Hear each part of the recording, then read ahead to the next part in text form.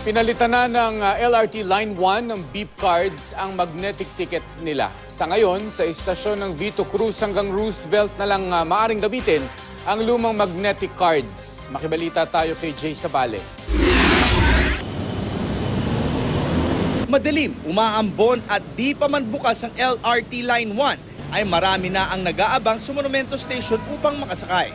Karamihan sa kanila, alam na simula noong August 8 ay hindi na nagbebenta ng magnetic ticket.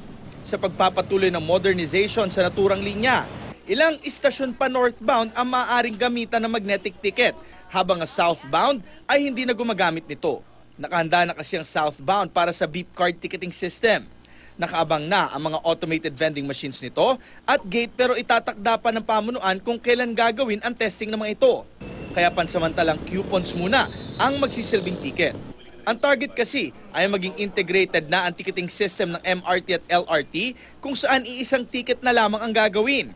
Sa mga may hawak pa at gustong mag-refund ng kanilang magnetic tickets, ang susunod na refund date ay sa August 15. Lagpas sa petsang ito ay maaari namang ilipat ang laman nito sa bagong beeping system ticket sa mga araw na iaanunsyo pa sa publiko ng pamunuan. Ilang nakausap namin pasahero ang sinasabing nahihirapan sa kasalukuyang sistema na pili lamang gumagamit ng magnetic card. Magulo. Oo, bakit?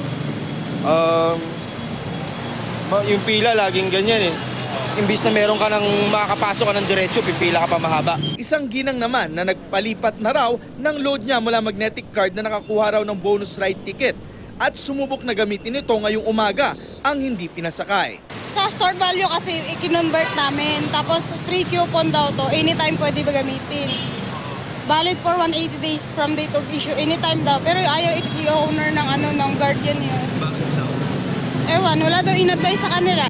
Jay Sabale, GMA News.